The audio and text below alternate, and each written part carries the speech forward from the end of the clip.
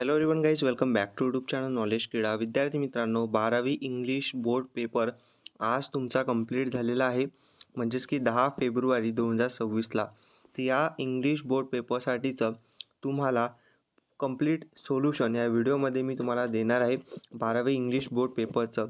तर one by one step by step आपण या व्हिडिओमध्ये पाहणार आहोत. एक सोल्युशन पाहणं गरजेचं असते, जेणेकरून तुम्ही थोडंफार ॲनालिसिस करू शकता. बट फक्त सोल्युशन पहा, किती मार्क्स वगैरे मिळतील हे कॅल्क्युलेट करा तुम्ही. बट याचं प्रेशर घ्यायचं नाही, कमी मार्क्स मिळाले जास्त मार्क्स मिळाले. तर चला आपण इथं सोल्युशन पाहूया. तर पहा, आज 12वी इंग्लिशचा बोर्डचा पेपर झाला आहे.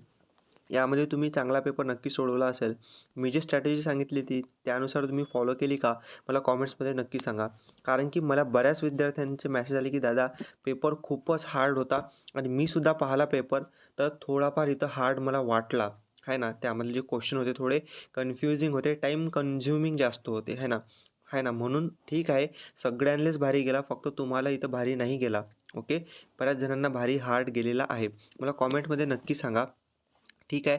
आणि पहा, मी तुम्हाला स्ट्रॅटजी एक सांगितलेली होती की पेपरची स्टार्टिंग तुम्ही इथं रायटिंग स्किलपासून करा, तेव्हा तुम्हाला इथं पेपर कम्प्लिटली तुम्ही सोडवू शकता. कारण माहिती आहे का, रायटिंग स्किलपासून स्टार्ट केलं तर तुमचा कंप्लीट पेपर 3 तासामध्ये होऊ शकते. मी बऱ्याच जणांना सांगितलं, ज्यांनी फॉलो केलं मला कॉमेंटमध्ये नक्की सांगा तुम्ही कंप्लीट पेपर सोडवला का ते सुद्धा सांगा. कारण की असे काही सुद्धा विद्यार्थी की त्यांना मी हे सांगितलं पण त्यांनी फॉलो नाही केलं आणि नंतर आता आज मला मेसेज केला की दादा तू जसं सांगितलं तर आम्ही नाही फॉलो केलं, म्हणून आमचा कंप्लीट पेपर इथं नाही झाला. बट त्यांनी हे जे फॉलो केलं असतं तर त्यांचा कंप्लीट पेपर इथं सोडवून झाला असता. बट डोंट वरी, अजून पुढचे पेपर आहेत जे मी तुम्हाला इथं सांगणार ते तुम्ही फॉलो करायचं आहे ना.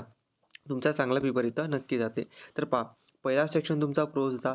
याच्यामध्ये तुम्हाला एक जो पॅरेग्राफ आला होता त्याच्यामध्ये पाहू शकता तुम्हाला क्वेश्चन आले होते. जसं की पहिला क्वेश्चन होता तुम्हाला, पहिलाच क्वेश्चन आहे तुम्हाला, जसं की A1 क्वेश्चन आहे ना.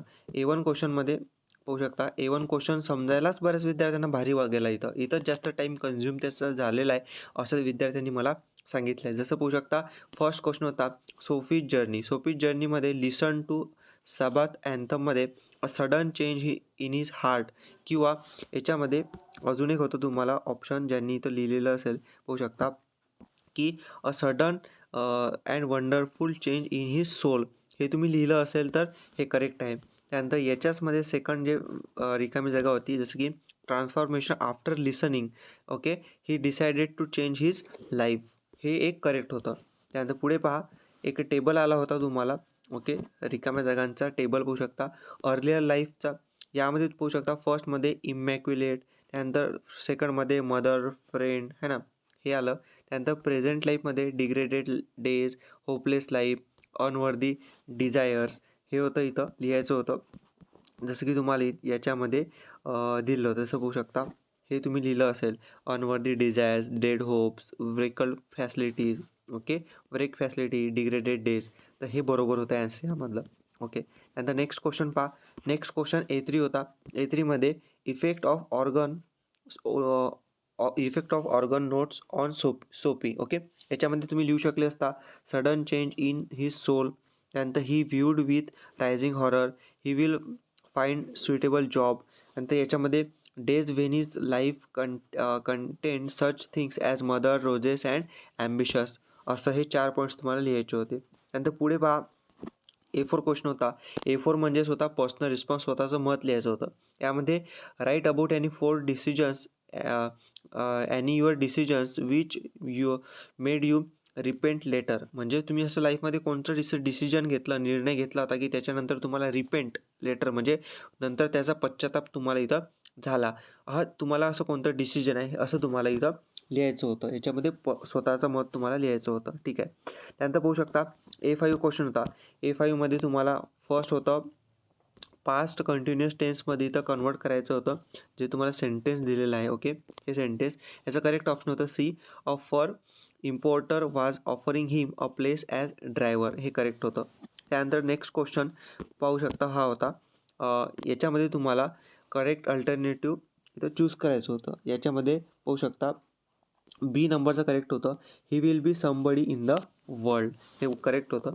त्यानंतर पाहू शकता A6 व्होकॅब्युलरीचा क्वेश्चन. याच्यामध्ये तुम्हाला अँटोनिम्स शब्द दिले होते, अपोजिट शब्द लिहायचे होते. जसं पाहू शकता डिफीट. डिफीट म्हणजे हार मानणे. आता कॉन्कर म्हणजे विजयी होणे, तर कॉन्कर याचा ऑपोजिट होता मूव्हिंग. मूव्हिंग म्हणजेच काय, हालचाल करणे मराठीमध्ये म्हणू शकतो. आणि याचा ऑपोजिट वर्ड 3 याच्यामध्ये होते पॅराग्राफमध्ये, जसं की ट्रान्सफिक्स्ड किंवा स्टँड स्टिल किंवा सिमेंटेड. हे 3 पैकी कोणते एक लिहिलं असेल तर ते करेक्ट आहे. ओके. त्यानंतर बी क्वेश्चन होता याच्यामध्ये नॉन टेक्स्च्युअल ग्रामरमध्ये. यामध्ये करेक्ट आन्सर पहा. जसं की याच्यामध्ये फर्स्टवालं होतं, Gitesh is one of the best football player in the college. याचं तुम्हाला करायचं होतं okay positive degree. Okay, transformation in positive degree. याच्यामध्ये डी करेक्ट होतं. Very few football players in the college are as good as Gitesh. D number correct होतं. त्यानंतर no sooner वाला इथं क्वेश्चन होता, बघू शकता याच्यामध्ये ॲज सून ॲजवालं करायचं होतं. Okay, correct use of as soon as. याच्यामध्ये सेकंड क्वेश्चनचं जे करेक्ट आन्सर होतं ते होतं सी नंबर. ते म्हणजेच की as soon as Rohit Sharma enters the ground he gets a warm welcome. Okay, correct आहे. त्यानंतर थर्ड होतं इथं, थर्डमध्ये तुम्हाला इनडायरेक्ट स्पीच करायचं होतं. जे सेंटेन्स दिलं होतं त्याचं पाहू शकता की याच्यामध्ये करेक्ट होतं डी नंबरचं, Swarali asked her mother if she had like her sketch. ठीक आहे. त्यानंतर B2 क्वेश्चन होता याच पॅराग्राफमध्ये. B2मध्ये होतं तुम्हाला स्पॉट द एररवाला. याच्यामध्ये पाहू शकता वी डिड नॉट अटेंडेड. अच्छा, याच्यामध्ये पाहू शकता डिड नॉट आलं आणि अटेंडेडसुद्धा आलं. त्याच्यामध्ये तुम्हाला स्पॉट द एरर हाच होता की हा जो ED होता ना, ED, हा ED इथं काढायचा होता आणि फक्त ATTEND हे करेक्ट लिहायचं होतं. म्हणजे we did not attend the party last night, हे करेक्ट इथं होतं. ओके. त्यानंतर पहा याच्यामध्ये आता पुढचा paragraph question number 2A. Next unseen passage होता. याच्यामध्ये पाहू शकता फर्स्ट क्वेश्चन होता ट्रू फॉल्सचा. पाहू शकता ट्रू फॉल्समध्ये फर्स्ट सेंटेन्स होतं in the nuclear family the members do not have close interaction among themselves. False होतं. बी वाला इथं ट्रू होतं, सी वाला इथं ट्रू होतं आणि डी वाला इथं फॉल्स होतं. म्हणजे फॉल्स ट्रू ट्रू फॉल्स अशा टाईपचे हे होते. त्यानंतर पाहू शकता A2 क्वेश्चन होता इथं. A2 क्वेश्चनमध्ये pick out the sentence from the extract which indicate the strict behaviour of the parents affecting the children. Okay, A2 क्वेश्चनचं करेक्ट जे आन्सर होतं याच्यामध्ये पाहू शकता. तर हा जो पॅरेग्राफ तुम्हाला दिला आहे, या पॅरेग्राफमधले सेंटेन्सेस तुम्हाला इथं लिहायचे होते. जसं की authoritarian parents are rigid and punitive in nature. Childrens of such parents become unfriendly, unsocial and uninvolved. Okay. त्यानंतर become emotionally detach. Okay, that leads to indifferent rejecting behaviour on the part of the children. तर अशा टाईपचे sentences तुम्हाला यामध्ये pickup करायचे होते, लिहायचे होते.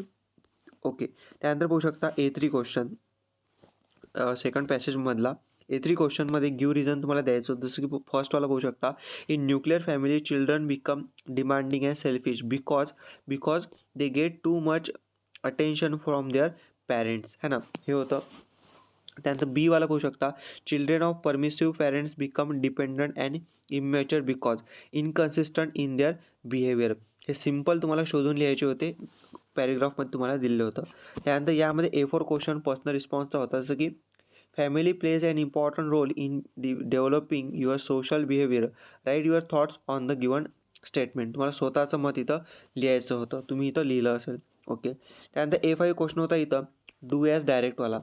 फर्स्ट क्वेश्चन होता तुम्हाला, ओके, फर्स्ट क्वेश्चनमध्ये तुम्हाला दिलं होतं children do not gate complete attention from their parents.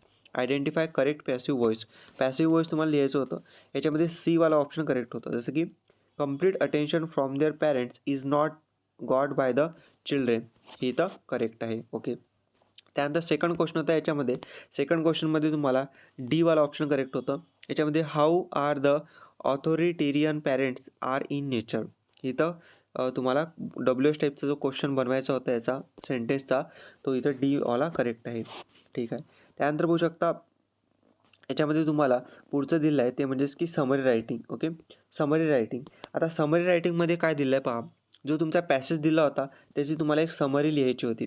तुम्ही आय होप पॅसेज समजून घेतला असेल, त्याची समरी इथं लिहिलेली असेल.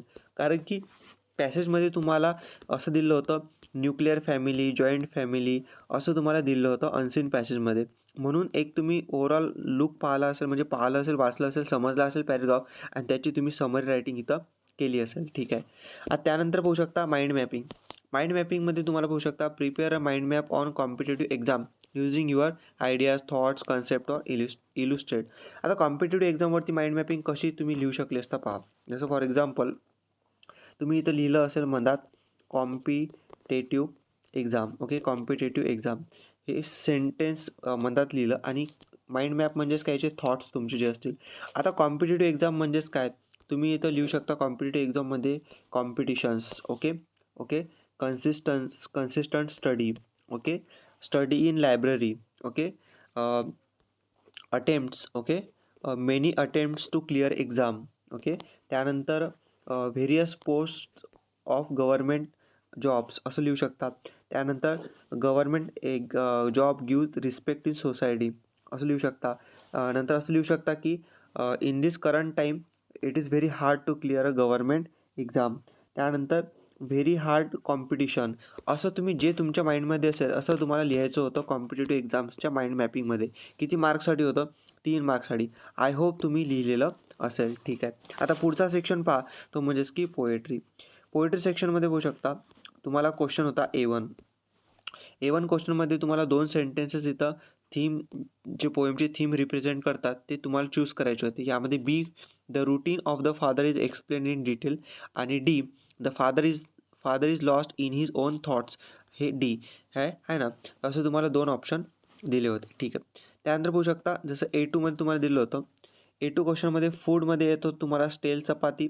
त्यानंतर बीमध्ये रिस्पॉन्स ऑफ चिल्ड्रनमध्ये तुम्हाला पोयममध्ये दिलं आहे. जसं की रिस्पॉन्स ऑफ चिल्ड्रनमध्ये तुम्ही हे लिहू शकले असता की his sullen children have often refuse to share jokes and secrets with him. हे लिहू शकले असता. हे तुम्ही लिहिलं असेल तर ते करेक्ट आहे. त्यानंतर बघू शकता नेक्स्ट आहे तुम्हाला write about the way you respond to your father when he comes home from his work. म्हणजे तुमचे फादर जेव्हा वर्कवरून घरी येतात, कामावरून घरी येतात, तर तुमचा रिस्पॉन्ड कसा असते याच्यावरती तुम्हाला तुमचं स्वमत लिहायचं होतं, है ना.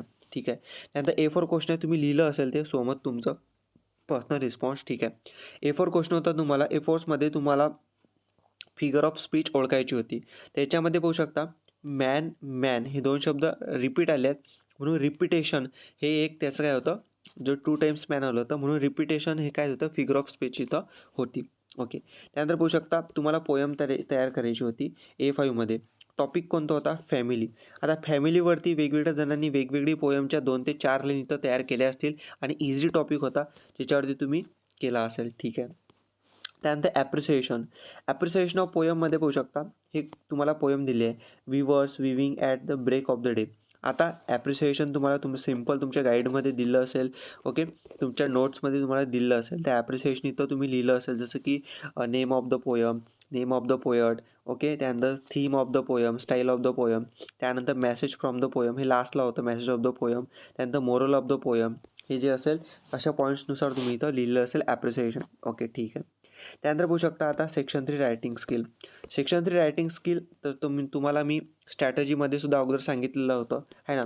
तुम्ही हे सोडवलेले असतील. याच्यामध्ये तुमचा टाईम वेस्ट करून इथं काही नाही सोल्युशनमध्ये, कारण की तुम्हाला हे म्हणजे इझी नाही म्हणू शकत, बट तुम्ही हे फॉर्मॅट सगळ्यांचा सेमच असते. Virtual message, statement of purpose, group discussion, email writing, report writing, interview question, speech, compering, expansion of ideas, है ना. Review writing, blog writing, appeal writing, याचं तुम्ही नक्की सोडवलेलं असेल, है ना. जे सुद्धा इझी असेल त्यानुसार. ठीक आहे, त्याचं सेक्शन 4 नोवेलचे आन्सर पाहूया. सेक्शन 4 नोवेलमध्ये तुम्हाला क्वेश्चन नंबर 5मध्ये ए क्वेश्चन होता मॅच दी कॉलमवाला, हिस्ट्री ऑफ इंग्लिश नोवेलवरती. याच्यामध्ये बघू शकता जे फर्स्ट होतं डॉमिनंट लिटररी जेनरे, याच्यामध्ये डी ऑप्शन करेक्ट होतं, नोवेल. फर्स्टवालं होतं हिस्ट्री ऑफ नोवेलचं, याचं ॲन्सर होतं 2000 इयर्स. लेडी मुरास्की शिकिबू याचं होतं वर्ल्ड फर्स्ट नोवेलिस्ट. त्यानंतर मॉडर्न टॉपिक्सचं होतं 20th सेंचुरी. ओके, करेक्ट आहे. त्यानंतर तुम्हाला रिकाम्या जागा होत्या भरायच्या. ओके, पाहू शकता फर्स्टवालं होतं 18th century people had little interest in the romance and tragedies. त्यानंतर बीवालं होतं क्रिएटिव्ह. Okay, creative fiction. त्यानंतर सीमध्ये होतं पिकार्स्क्यू. ओके, पिकार्स्क्यू हे इथं करेक्ट होतं. त्यानंतर डीमध्ये करेक्ट होतं ते म्हणजेच की सेटिंग. ओके, तर असे तुम्हाला हे करेक्ट होते. आता बी नंबर, सी नंबर आणि डी नंबरचे क्वेश्चन, बी, सी आणि डी हे तुम्ही नक्की लिहिले असेल, जे की तुम्हाला आले होते. टू सर विथ लव, त्यानंतर around the world in 80 days आणि द साइन ऑफ 4 या 3 नोवेलवरती. तर हे असं सोल्युशन जे इम्पॉर्टंट होतं, तुमच्यासाठी इम्पॉर्टंट होतं, ते या व्हिडिओमध्ये इंग्लिशच्या पेपरचं मी शॉर्टमध्ये सांगितलेलं आहे. आय होप जे इम्पॉर्टंट सोल्युशन आहे ते तुम्हाला इथं नक्की माहीत पडलं असेल. तुमचा काही डाऊट असेल मला कमेंट्समध्ये नक्की सांगा. अजून इम्पॉर्टंट व्हिडिओज तुमच्या पुढच्या पेपरचे येणार आहेत. टाकलेले आहेत मराठीचा व्हिडिओ तुम्ही जाऊन पेज या चॅनलवरती चेक करा. Thank you for watching the video. Stay connected. Thank you.